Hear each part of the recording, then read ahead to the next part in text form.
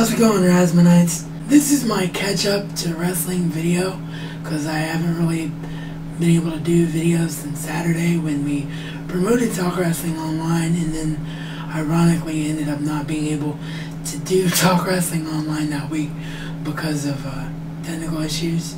So yeah, it's definitely coming back this Saturday. But I wanted to talk about the whole Bret Hart Triple H thing, and also give my thoughts on Raw. Today, on the Razman's Reality.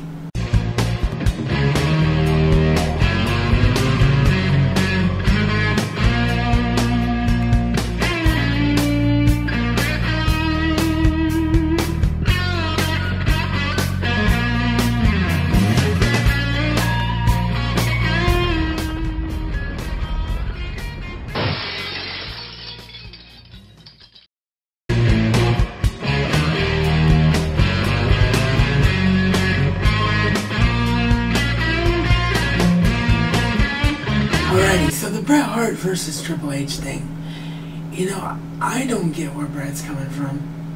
Triple H has put on some of the greatest performances ever that I've seen in the business. And I've been watching wrestling since I was 12, and I'm 33 now. So that's like 20-some odd years of being a wrestling fan. He always brings out the best in his opponents. Is he as good as Bret was as a technical wrestler? No. There are very few guys that are.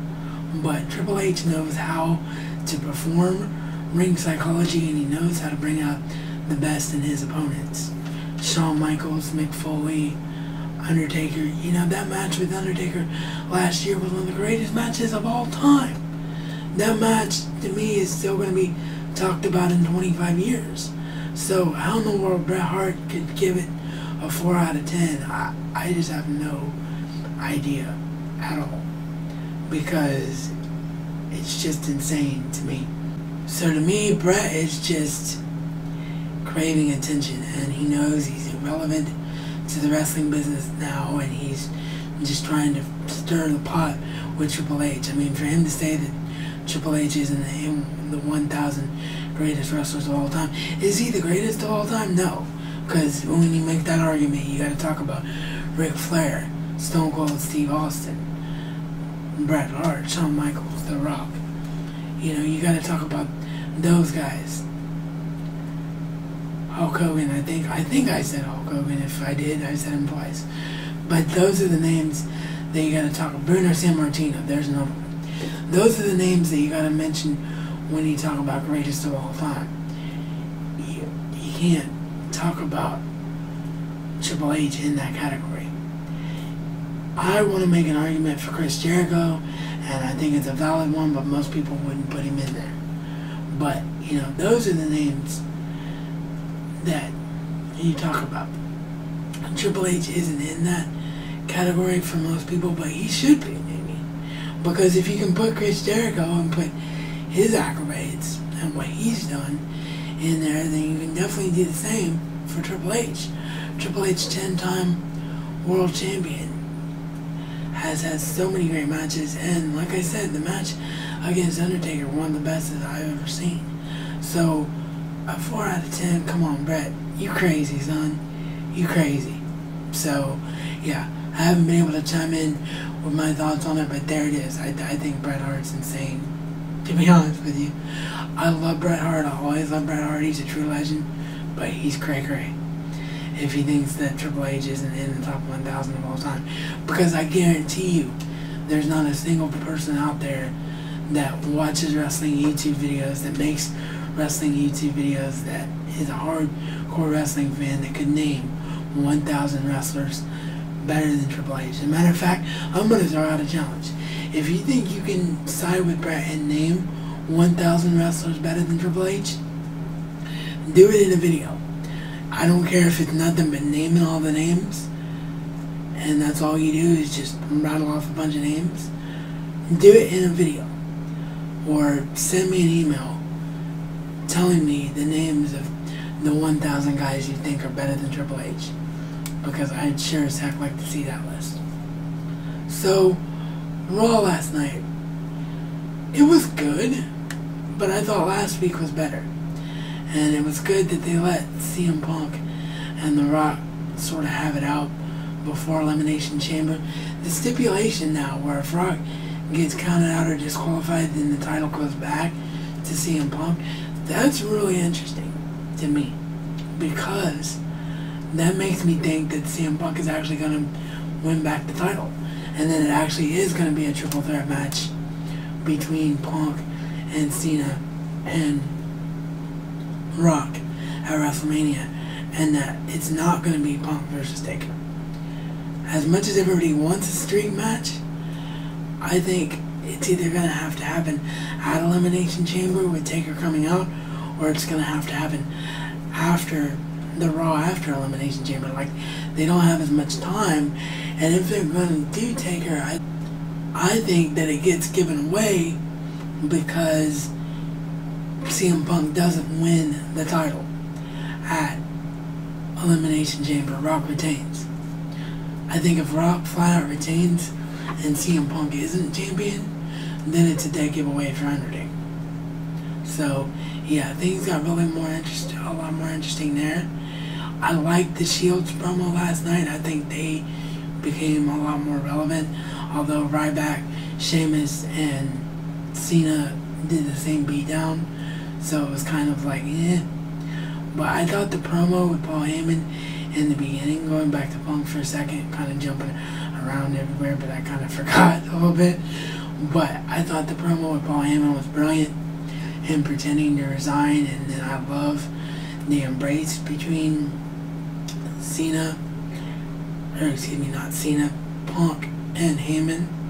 And to me, it looked a little bit like Punk wasn't all that 100% sincere. Like, maybe that's just wishful thinking, but I'm thinking there's going to be some kind of face turn for Punk sooner or later. Because as great as this heel character is, I think it's run its course. So, that's really all that happened on Raw last night. Oh! Wait, no. I hear you all saying something. Something else happened on Raw last night, didn't it? Oh yeah!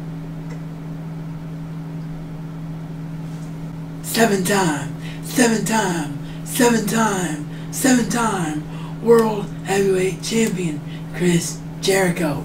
He's in the Elimination Chamber, baby. And that was freaking awesome. Because I've been saying all along that the right way to do the Jericho-Ziggler feud is to have one of two things happen. Either Jericho wins the #1 contendership at the Elimination Chamber, and then Ziggler cashes in on Del Rio, and it's a proven fact that we're going to get Ziggler versus Jericho for the world title that way, or Jericho wins the Elimination Chamber, goes on to face Del Rio for the world title, beats Del Rio, and then Ziggler cashes in on Jericho at WrestleMania.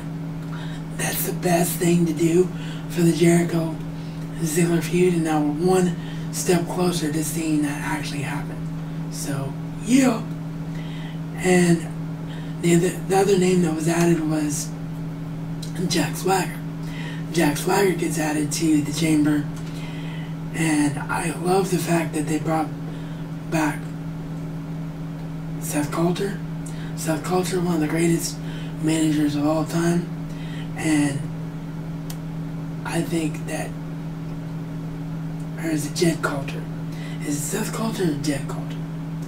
I honestly can't remember off the top of my head. I'm really sorry, but I love Coulter. I loved his work in the 80s, and I think he's a perfect match for what they're trying to do with Jack Swagger right now. It was a complete and total, utter surprise moment that nobody saw coming. It was great.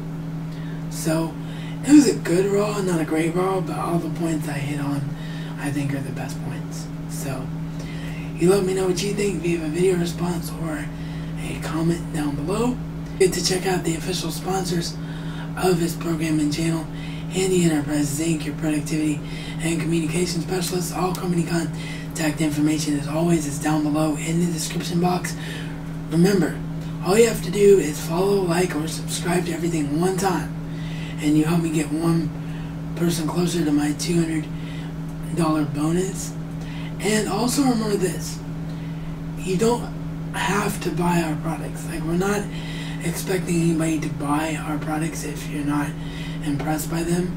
We're just trying to get more viable as a company and get noticed by the business community. So the more social media help we have, the better off we are. So if that's the reason why some of you haven't come over there and done that yet, I just thought I would throw that out there and make that clear. Also, there's going to be an awesome giveaway over there coming up as soon as we can work out the logistics for it.